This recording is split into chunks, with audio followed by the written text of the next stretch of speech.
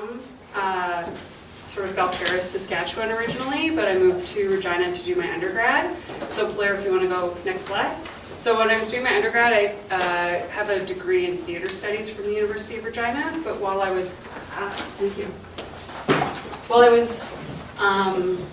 there, Rochelle Viator-Knowles taught a class that I took, and she sort of introduced me to the idea of making art without using drawing or painting or any of those sort of traditional mediums, and welcomed me to start working with textiles and thinking about how to incorporate textiles and craft as my art practice. So this is from a project that I did in 2006 when I was a university student here. It was called Love Hearts and Thread, and I sat outside in the academic greens at the university in -30 on February 14th and embroidered hearts for people who were passing through. It wasn't a lot of people because it was cold out, but I did it with my mitts on. This is a project that I continue. That's my baby. This is a project that I continue to do whenever I'm invited to do sort of a socially engaged project. So I'm getting ahead of myself. So I sort of work on somewhere in the murky territory of working with textiles, craft, performance, social engagement-ish work, and drawing in a way, and sculpture. And so this was sort of the first project that I did that incorporated many of those aspects and got me really interested in like continuing work like that. So, next slide. So then I moved to Toronto, and while I was in Toronto, I continued working on doing things in textiles, and this is from a project called These Hands Need Holding. I actually moved back to Regina for a brief, for a year, and this was up at the Fainting Goat when that was a restaurant, if anyone remembers. This is sort of, I'm really interested in horror movies, or really used to be, I'm not so much anymore, but back in 2007, 2008, I was really invested in horror movies and sort of that relationship between the viewer of a horror movie and that idea of comfortably viewing something that's incredibly uncomfortable. And so that's the basis of all of my work, is sitting within this sort of really murky territory of things that make us uncomfortable and trying to deal with them through a soft and somewhat humorous kind of approach. And so These Hands Need Holding is a series of wall hangings that are appliqued images from parts in horror movies when the hero would see the monster for the first time. And often in horror movies, their hands are always clutched in these very hysterical sort of postures, and so I was really interested in just exploring those physical reactions that we have of fear and discomfort, and then engaging with them through materials that are super comfortable and that we want to cover ourselves up with. Next slide. And then in that same sort of vein, this is from a series of works that are called nightmare quilts. And my nightmare quilts, I would invite friends or strangers to tell me about their bad dreams, and I would translate those into quilt patterns. This one's nightmare of my friend, now famous Tatiana Maslany. She's deeply afraid of sharks and has nightmares about them all the time. And so this is a shark dream quilt of hers. Next slide. And then this one's really hard to see, but it's in all black patchwork, and it weighs a lot. I've stuffed it with like 4 wool blankets, and so when you try to put it on yourself, it's really super heavy, and it is called the Hag. And the Hag is a super common nightmare that people have, where they feel like there's a presence in the room, someone's sitting on top of their chest or holding them down. I'm sure like a handful of you have had this dream where you feel like you're awake and it feels like someone is just pressing you down. And so it's actually kind of just a byproduct of sleep apnea and has nothing to do with ghosts. But so that was sort of visualization of that really common nightmare. So at the same time as I've been working on these textile projects that sort of engage with domestic kinds of spaces, like the fear that you have when you're in your bed, and that sort of like being extremely vulnerable in this place that's supposed to be the safest for you. I also have been working on projects that sort of think through the idea of social anxiety. And so I'm a fairly anxious person, which maybe you guys can tell right now. So, and so this is from a project that I did at Gallery West with Evan Tyler for Nuit Blanche in 2011. And it was called Your Special Day.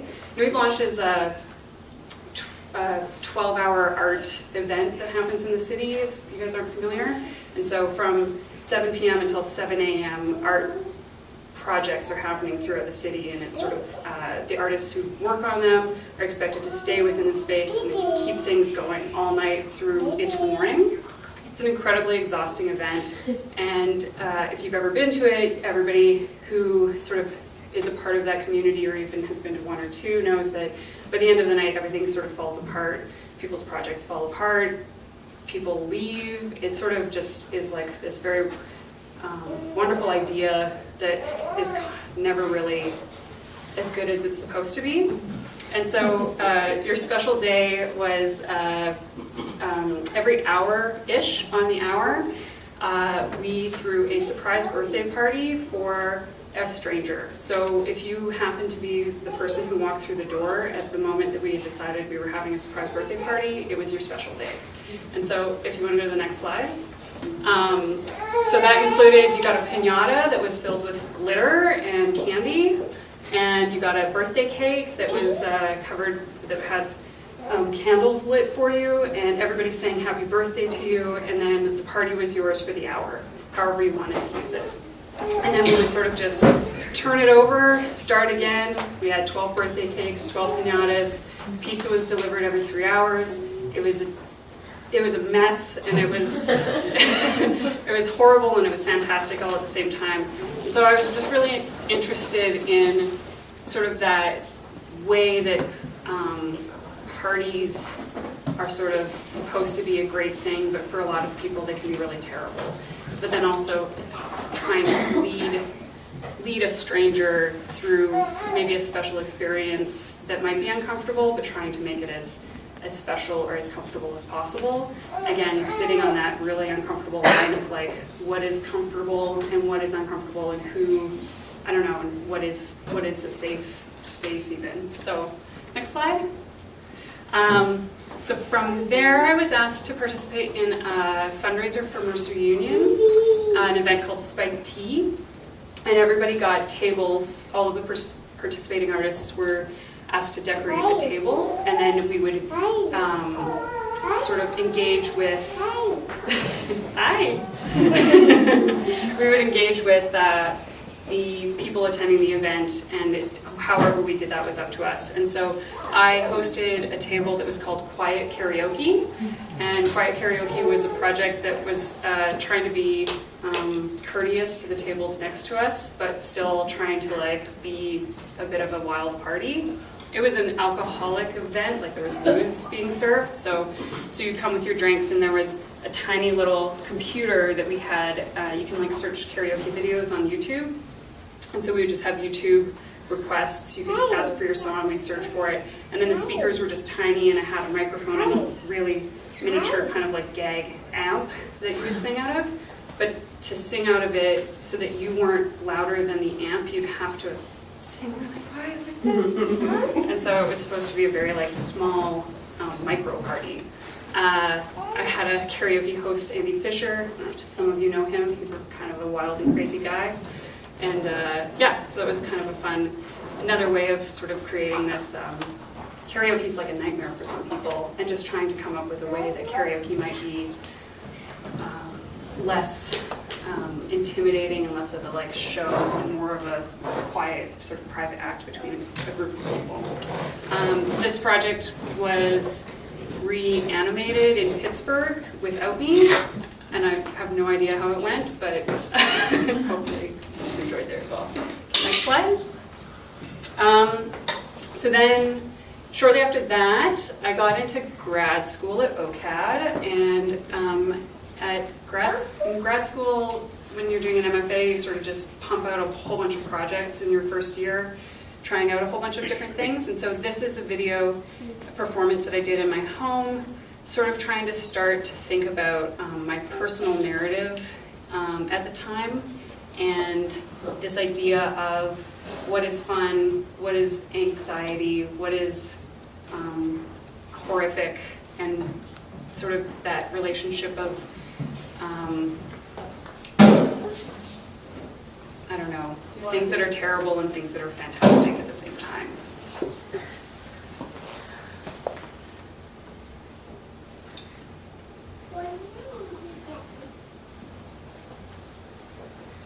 Is there paint in the blue? It's fake blood. Oh. So it's a bit of a throwback to, again, more of my interest in horror movies and Carrie.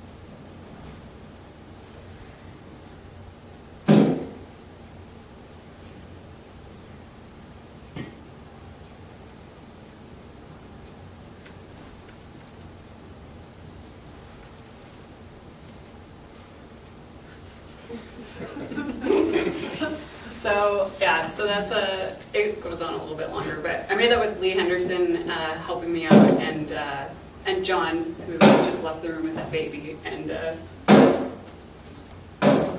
we got blood all over my walls.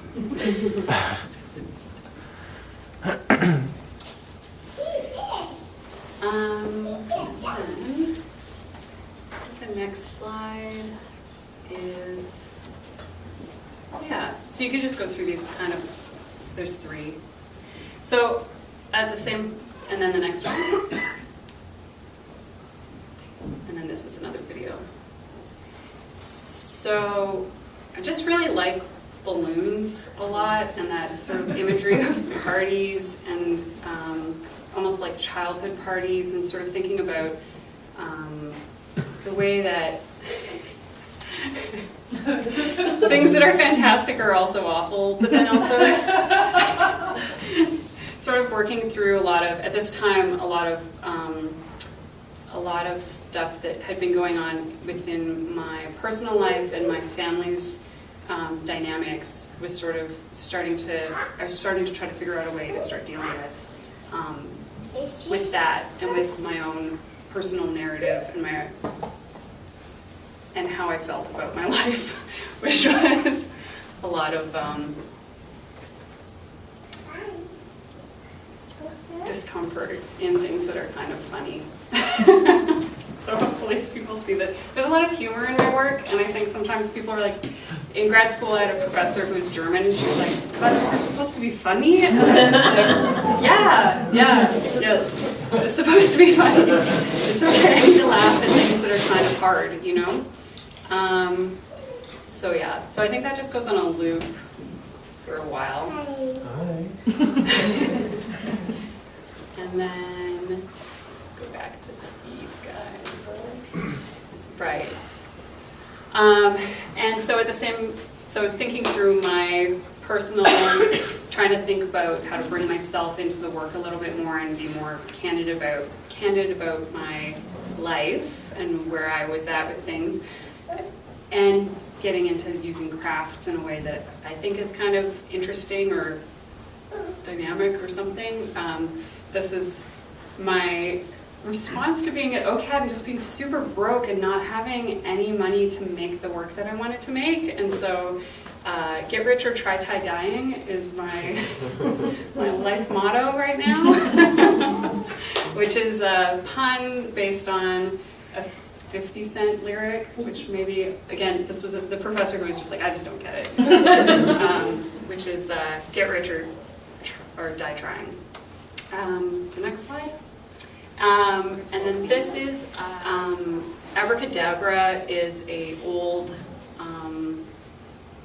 incantation that people would use on like talisman things and would write on I don't know how to talk about witchcraft. Blair is better at that than I am. Anyway, would be a sort of a protective spell to protect oneself from illness, but also the sort of abracadabra of the magician, like make it so, you know, that sort of like say the words and it will be done.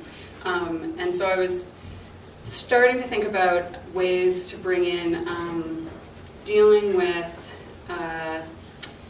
some very personal things that were happening within my family surrounding the notion of illness, and trying to make something that was a gesture towards my familial life that would be a sort of a protective blanket. But as I was making it, it was actually supposed to be a king-size blanket, and it just got huge. Like, I don't know how math works apparently, and so it just got massive, and it became this like this overwhelming amount of fabric that was just like everywhere on the floor, and it was just pouring out, and it became this really big, I don't know, it felt like a very symbolic of what was happening within, like, emotionally within my life and within the life of our family. Next slide. And then I went on a residency to a tiny town in upstate New York called Wassaic. It's adorable. It's been really hit hard by the foreclosures and the recession of 2009. The group of artists from New York are trying to sort of revitalize the town and buying up property and turning it into a space for artists from New York to come up to work in, and I was lucky to get to participate in a 1-month residency there. And that's where I ran into this house that was across the street from where I was staying. And it's a kit house, which a lot of people are probably familiar with on the prairies because many of us live in them. And I just found it had sort of an aura that really, the whole town reminded me of where I grew up, sort of like Abernethy, Belcaris area, but then also this kit home and many of the other kit homes within the town. I was just sort of thinking of what that relationship to a kit home we have, where our house is like potentially identical to someone else's house across the country, and that insertion of a family within a space and then a family within a space, and how those are really an uncanny relationship to one another, creating sort of a sense of a doppelganger. And at the same time that I was doing this residency, I was asked to watch a bunch of short horror movies by somebody for reasons that don't really matter. But I was watching one, and the house that it was shot in looked super familiar to me, and it was making me feel really gross inside, and I didn't understand why until the very last shot of this short film that was about a couple living in this house, and the woman kept on hurting this man's feelings, and every time it would happen she would chloroform him and then like cut out the bad feelings out of his belly in the nighttime, and he just never knew what was going on. Anyway, very great horror movie. Turned out it had been shot in the house that I live in with my husband. And that's why I felt so weird about it, is because I was looking at my own home through the lens of a horror film. John knew that, and I didn't know it, because I didn't live in the house at the time that the movie had been shot. And so that sort of led me to think about this house in relationship to the house that my family lived in, that my parents just recently sold. Next slide. And so for my grad thesis, I created this big white blob, next slide, that was a fabric recreation of the house across the street in Wasaik. And I used a lot of the craft techniques that I've sort of been learning and picking up from friends, and also self-taught, and then my mom had taught me, taught by her mother. So this sort of like passing down of knowledge from the family. And it's 11 feet by 11 feet and then 12 feet high, I believe, approximately. It was displayed in a space that was almost exactly the same size, so that when you were in the space, I think next slide. Yeah, this is a weird video. When you were in the space, if you were standing too close to the house, it would inflate and deflate on a timer. And so if you were standing next to it while it was inflating, it would push you out of the space. There was no way. Barbara gets it. Can we do that? Yeah. And then I didn't have to have an opening, which was great, because I hate art openings in like a downtown Toronto sense. It makes me very anxious, and I was like, there's nowhere for anyone to go. So. And so the house started this cycle of breathing, which really relates back to that fascination that I have with balloons. And I sort of made the connection that the balloons and that the popping of balloons and this sort of the breath and the connection of breath to moments of anxiety and moments of fear and moments of relaxation, where it is all just so connected to the way that you breathe, that awareness in your body of whether you're okay or not. And so the house would just inflate and deflate on sort of I think it was like a 2-minute cycle. And then as it would deflate, it had a really nice plasticky, crackly sound, like something that was dilapidating.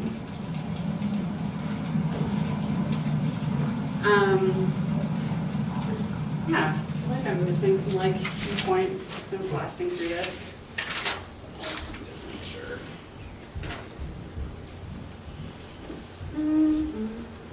Yeah, I think that this work sort of started to just bring together all of the elements of the idea of thinking about your vulnerability within domestic space and your vulnerability within like a family space, and the way that we remember things and how memory is it's very false, and that the way I remember something and the way you remember something are completely different narratives. So that was what I was working through. Next, we can just skip over. That video is a bit glitchy because it's massive.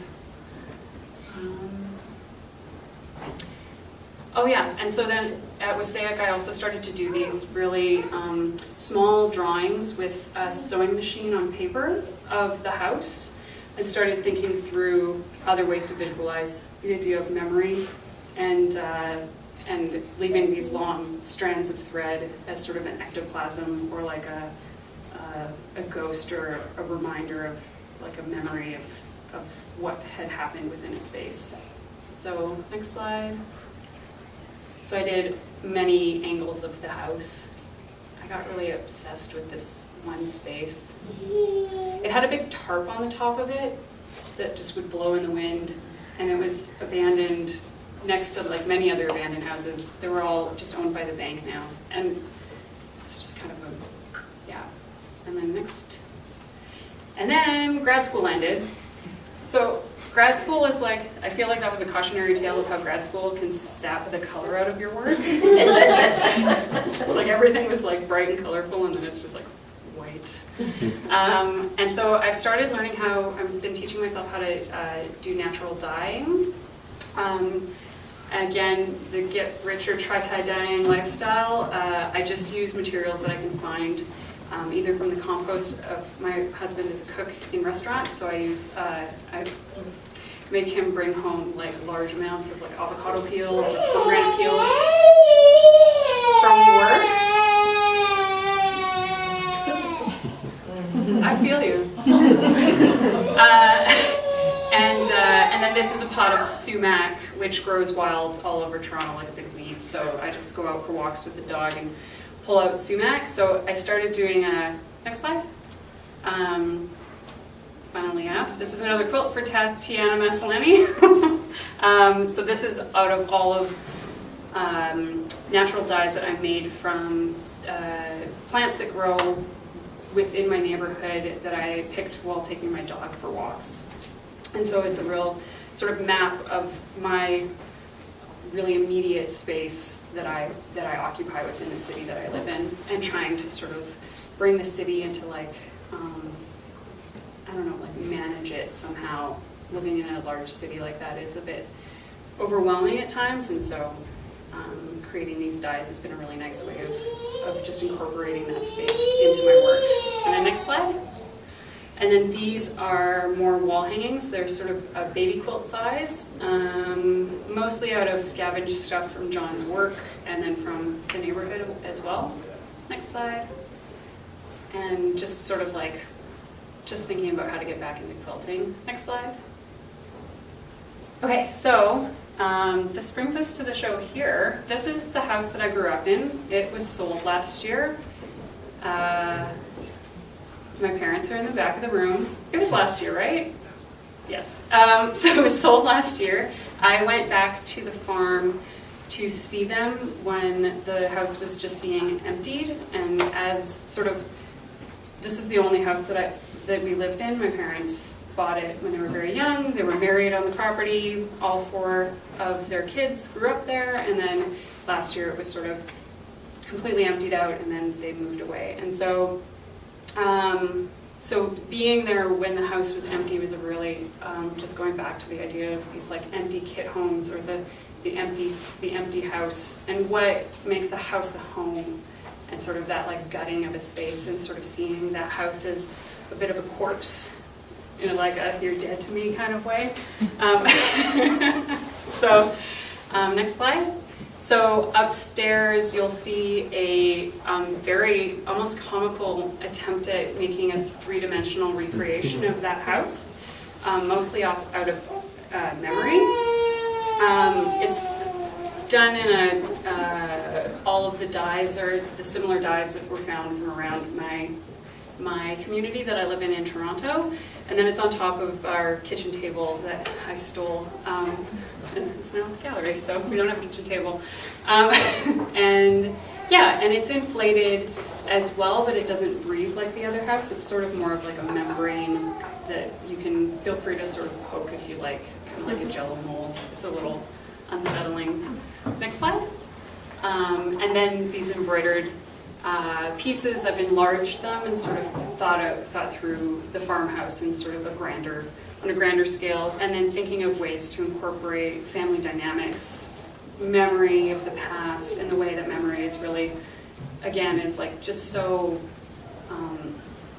subjective, and that my memories of my childhood home are very different from, let's say, my sister's memories of our childhood home, or my mother's, and so that just kind of thinking that through, and then also sort of personifying the house, anthropomorphizing it in a way that reflects on members of the family as well. Next slide.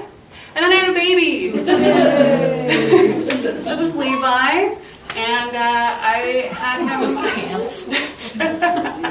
He's great. He's here, and I had him 5 months ago, and Blair had asked me to do this show a while ago, and being a mother and being an artist is a really complicated thing, I think, especially in Toronto. I don't feel like the arts community is very baby friendly, and I had a friend tell me it was great for me to be a mom, but just don't make anything about motherhood because that's tacky and dumb.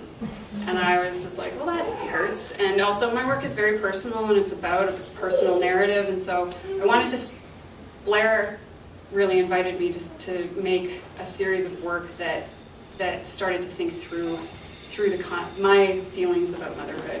And so I don't have any pictures of it because I finished it literally at the last second before the shippers showed up, so it's upstairs, so we can all go see it, but it's based on on maritime flags that they use as a as a distress call. And so there's different flags that signify different letters and different meanings that a ship would put up to indicate what problem they're having.